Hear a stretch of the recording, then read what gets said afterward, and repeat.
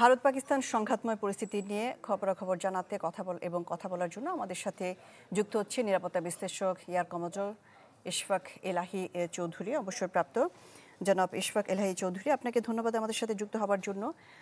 যে বিষয়টি নিয়ে কথা বলছিলাম যে 1947 সালের পর থেকে কিন্তু ভারত পাকিস্তান সম্পর্ক বেশ জটিল এবং হোস্টাইল, এবং পেহেলগাম অ্যাটাকের পর কিন্তু সেটা আরও খারাপের দিকে গিয়েছে। ইন্টারন্যাশনাল কমিউনিটি পরিবেশটাকে শান্ত করার জন্য কিন্তু ডায়ালগের কথা বলেছেন, কিন্তু কোনো দেশই তাদের কথা শুনেনি। তারা অবশেষে সংঘাতের দিকে গিয়েছে। এই পরিস্থিতিটাকে আপনি ঠিক কিভাবে ব্যাখ্যা করবেন? এটা তো অত্যন্ত দুঃখজনক যে আজকে আহ 1908 আপনি যেটা বললেন আর কি 1947 সালের দেশ বিভাগের পর থেকেই অনেকগুলো যুদ্ধ ওই কাশ্মীরকে নিয়ে ঘটেছে। এবং আহ, প্রত্যেকবার আমাদের উভয় দেশেরই ক্ষয়ক্ষতি তো হয়েছে। বিশেষ করে বেসামরিক যে জনসংখ্যা তারাই ক্ষতিগ্রস্ত হয়েছে সব থেকে বেশি, এবং সমাজের যারা দুর্বল, যারা আহ গরিব, তাদের জীবনযাত্রার উপরে আহ আঘাতগুলো এসেছে। এবার যেটা হয়েছে, এটা তো ভারত পেহেলগামের আক্রমণের পরেই বলেছে আমরা আক্রমণ করব।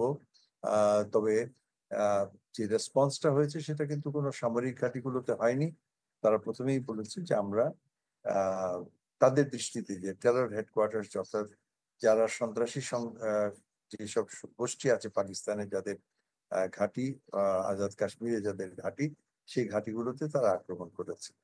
তো ক্ষয়ক্ষতি কত হয়েছে সেগুলো না জানা গেলেও আমরা দেখতে পাচ্ছি ফ্রম দা ভিডিও যে যথেষ্ট ক্ষয়ক্ষতি হয়েছে এবং লোকহানিরও সম্ভাবনা আছে, কারণ গভীর রাত্রে হয়েছে। অনেকেই হয়তো তাদের, এগুলো হচ্ছে সবগুলোই কিন্তু মাদ্রাসা, তাদের পরিচালিত, যে লস্করি তাইবা বা জৈশে মোহাম্মদের পরিচালিত মাদ্রাসা, এবং যেখানে বলা হয় যে ট্রেনিং গ্রাউন্ড অলসো। তো দুইটা টার্গেট খুবই ইম্পর্টেন্ট, যেটা আপনারা মেনশন হয়তো করেননি। একটা হচ্ছে মুরিদকে আর ভাওয়ালপুর। মুরিদকে, এটা হচ্ছে লাহোর থেকে অ্যাবাউট 30-35 মাইল উত্তর পশ্চিমে। আর আরেকটা হচ্ছে ভাওয়ালপুর, যেটা প্রায় 100 মিটার, 100 মাইল ভিতরে, পাকিস্তান সীমান্তের ভিতরে, পাঞ্জাবের একদম দক্ষিণ পাঞ্জাবে। তো এবারে কিন্তু পাঞ্জাবের ঘাঁটিগুলোতে আক্রমণ হলো।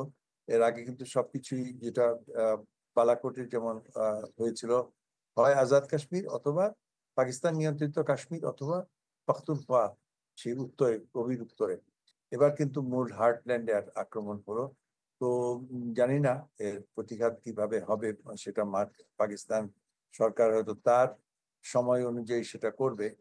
তবে আহ যেটা ইয়ের কথা বললেন যে বিমান হামলা, বিমানগুলো কিন্তু পাকিস্তানের সীমান্ত অতিক্রম করেনি। পাকিস্তানের, ভারতের আকাশ সীমা থেকে তারা এই দূরপাল্লার মিসাইল তারা লঞ্চ করেছে।